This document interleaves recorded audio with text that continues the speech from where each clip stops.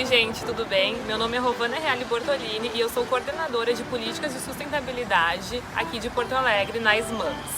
Na prática, isso significa que eu e minha equipe estamos sempre de olho em criar ações que possam melhorar a qualidade de vida das pessoas e reduzir os impactos que a gente gera para o meio ambiente.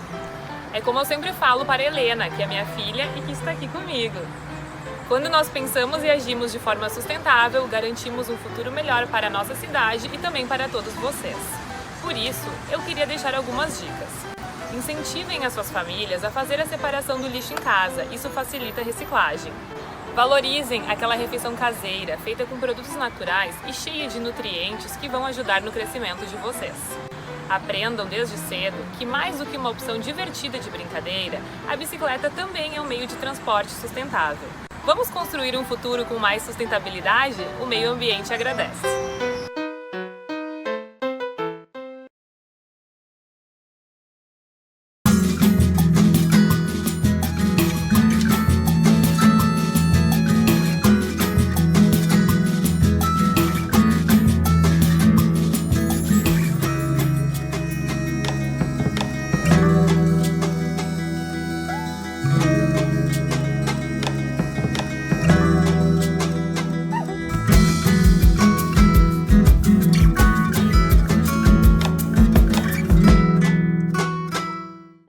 Ninguém sabe ainda o tamanho desta crise, mas a gente sabe que os negócios locais estão sendo muito prejudicados. Por isso, seguimos realizando diversas ações para apoiar nossos clientes e preservar a saúde de todos.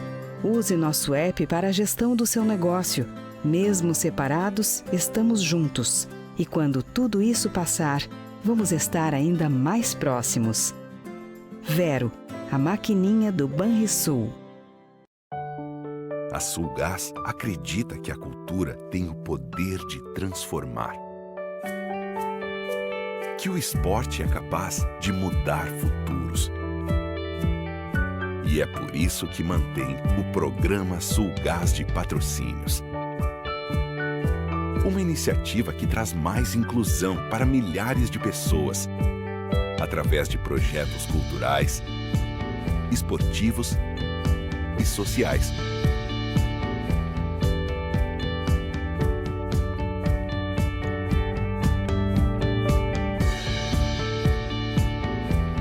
É assim que fazemos a diferença na vida dos gaúchos. Sulgás, viva com essa energia.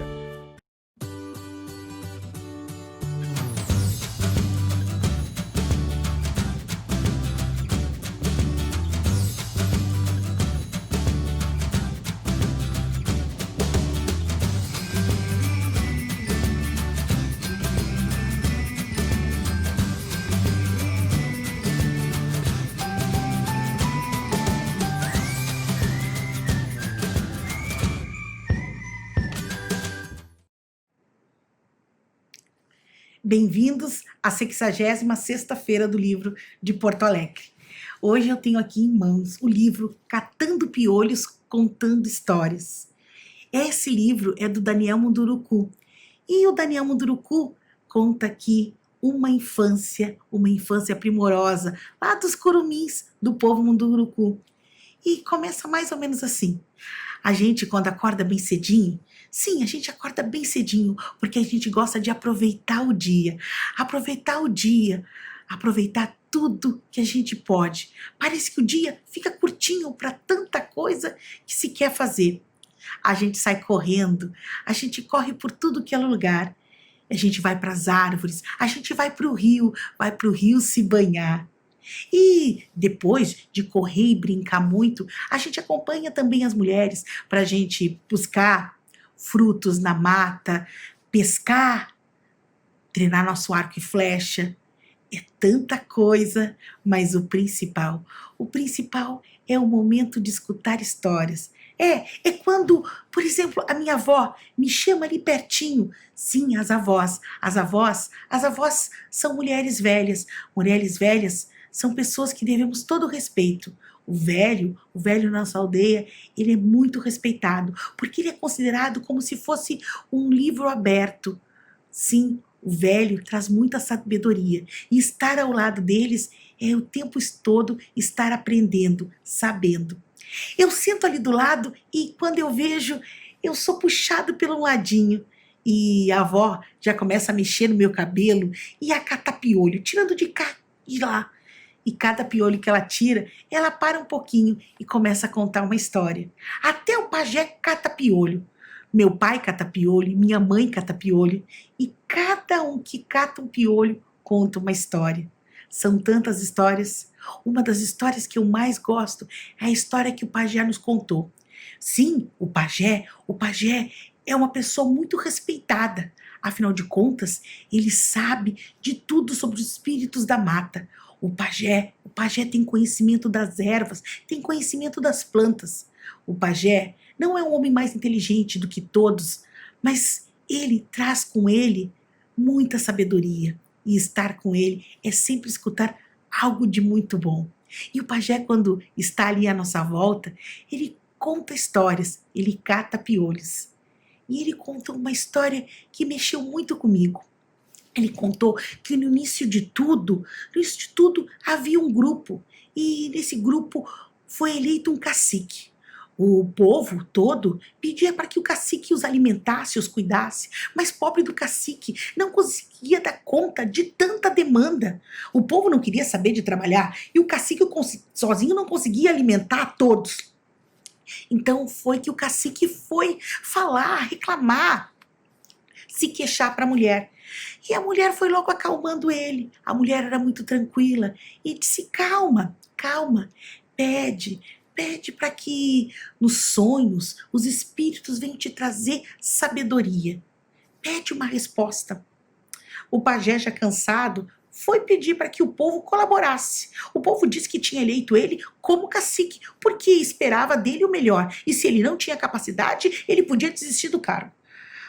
O pajé estava tão triste, mas naquela noite ele armou a rede dele, se deitou e o sono veio rapidamente. E naquele sono profundo, ele sonhou. Ele sonhou que ele estava caminhando pela mata. E de repente ele se viu enterrado da cintura para baixo. Mas o pior aconteceu foi quando aves de rapina por todos os lados começaram a atacá-lo. E ele, desesperado, mexia com as mãos aqui, mexia com as mãos ali, pedindo socorro. E ninguém vinha socorrê-lo. O desespero era grande.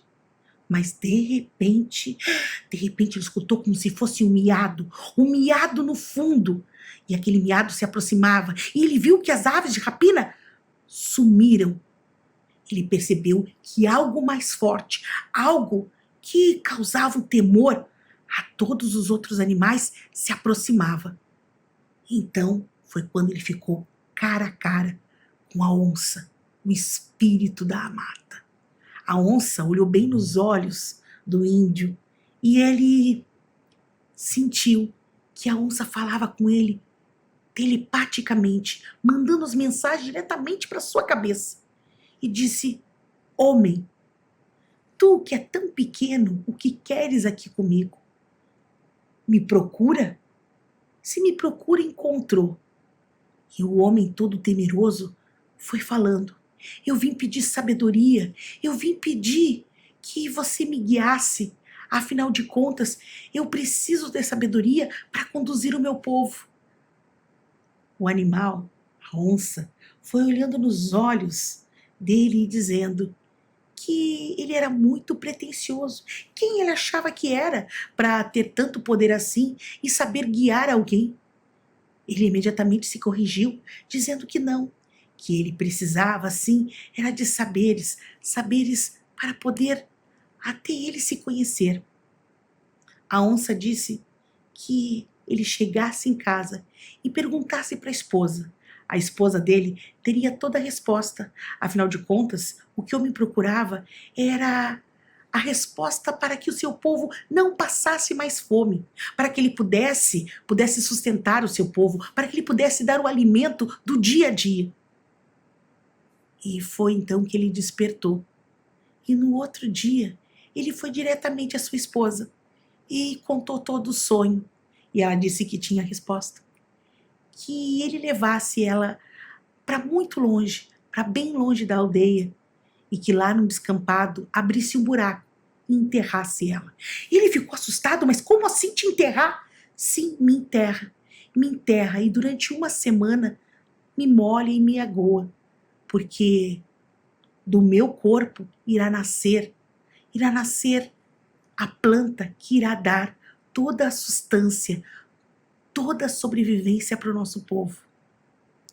Ele não queria fazer isso, mas a mulher disse que era chegada a hora, que era chegado o seu tempo e que assim deveria ser. Ele, com muito pesar, fez tudo o que foi assim decidido. Abriu aquela cova junto com a esposa, quase um dia inteiro. E ela mesma se colocou dentro da cova. Ele a enterrou, ele chorou. E ele, durante 6 dias, ficou ao lado daquela cova. E pelo 3º ou 4º dia, ele viu uma mudinha, uma plantinha nascendo. E ele ficou encantado. E daquela mudinha iam nascendo mais mudinhas. E ele ia tirando as mudinhas, ia plantando, ia fazendo um roçado. Ali nascia uma planta que tinha uma raiz. E essa raiz daria o alimento para o seu povo. Essa raiz era a mandioca. Raiz tão preciosa e tão nutritiva. Assim que ele fez toda a roça, ele foi buscar o seu povo para mostrar o que tinha feito. Todos agradeceram e todos ficaram também encantados. Mas a partir daquele dia, todos também lembravam do sacrifício daquela mulher e sabiam que sempre, em qualquer lugar, alguém tem que se sacrificar para que tudo possa correr da maneira melhor e possível. Quando o pajé contou essa história, nós ficamos assim, ali de olhos arregalados, mas logo saímos correndo.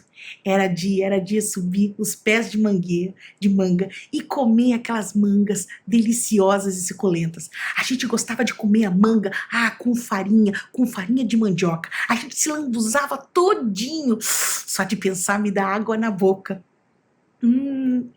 Era tão gostoso. Mas foi naquele dia que um dos meus colegas, ele estava meio estranho. Eu acho que foi porque a gente comeu demais ou algo parecido. Eu sei que ele começou a falar umas coisas que eu não entendia. E eu pedi para ele descer da árvore. E acabei empurrando ele caiu. Pulei logo em cima para ver se ele estava bem. E ele não lembrava de nada. Quando cheguei em casa, a minha mãe foi logo me colocando de lado. E foi me olhando com aquele olhar que eu já sabia que ela queria dizer alguma coisa. Então, quando ela me puxou e começou a separar o meu cabelo e a catar piolhos, eu entendi que ela queria contar alguma coisa. Ela disse que tinha me observado e que não tinha gostado nem um pouquinho da minha atitude com meu colega. Então, eu contei o meu ponto de vista. Afinal de contas, ela só tinha olhado de um ângulo. Contei para ela o que tinha acontecido. E ela me explicou algo que eu nem imaginava. Ela disse que quando a gente come muito doce, mas muito doce, se empanturra demais, a gente acaba, às vezes, ficando até sem ar, com dor de estômago. E às vezes o açúcar é tanto que sobe a cabeça e a gente nem sabe o que está falando. E que eu acabei salvando o meu colega. Salvei ele sim de uma congestão. Afinal de contas, quando ele caiu, ele respirou. Ele estava todo engasgado, todo entalado. E eu fui logo dizendo para minha mãe, isso que era muito bom. Afinal de contas, agora eu poderia cobrar um favor. Minha mãe me olhou com um olhar assim, meio que como diz, será que você deve fazer isso? Eu entendi. O bom é que todos nós nos reunimos ali em volta da fogueira. E durante o dia, a gente via aquela chuva cair. E era o momento para a gente contar tudo que tinha vivido. Sim, os adultos davam atenção. Às vezes eles pareciam não estar dando atenção, mas eles estavam sim atentos a tudo que a gente contava, a todas as nossas aventuras. Como era bom ir para o igarapé e tomar aquele banho e ficar com o corpo levinho, depois deitar na rede e ter um sono. Isso era tão precioso. Mas a mãe também contava histórias. E a gente ficava ali, entretido. Mas as histórias que mais me chamavam a atenção eram as histórias de meu pai. Então, um dia, meu pai também veio catar piolhos. Meu pai adorava catar piolhos. Ele começava catando piolho aqui, catando piolho ali, e começava a fazer cosquinhas, brincadeiras. A gente não sabia se mais se ria ou tentava se soltar dos braços dele. Eu acho que catar piolho era uma maneira que o nosso povo tinha de estar pertinho, de dar carinho, de dar atenção. Eu acho que não existia um curumim que não fosse feliz, bem feliz assim. E meu pai um dia contou, porque eu pedi muito, uma história de aventura, uma história de coragem. Ele contou o grande encontro dele com a onça, o espírito da mata. Meu pai contou que todo caçador, ele sempre pede para os espíritos que ele tenha um bom sonho, um sonho para que quando ele for para a mata, ele tenha uma boa caça. E foi o que meu pai pediu. Naquela noite, ele dormiu e sonhou. E ele sonhou direitinho com o bicho que tinha que caçar. Ele juntou os outros índios e sempre, como costume, os índios gostam de dançar, os índios gostam de festejar, de se preparar antes de ir para a mata. Se pintaram e lá foram, munidos de arco e flecha, para a grande caçada. Meu pai é que conduzia e todos o seguiam. Então, passaram por grandes macacos. Os índios já estavam tirando os arcos e flechas para ir diretamente, quando meu pai disse não, esse não. Logo, logo, eles viram um veado e meu pai disse não. Mas que bicho será que vamos pegar? Foi então quando passou um enorme de um javali. Meu pai mirou e acertou, e os outros índios também. O porco caiu ali durinho. E que caça! Daria para alimentar todos. Os índios pegaram a caça e já estavam preparando para carregar. Afinal de contas, o dono da caça não carrega. E os índios estavam indo logo à frente, levando a caça. E meu pai estava indo atrás.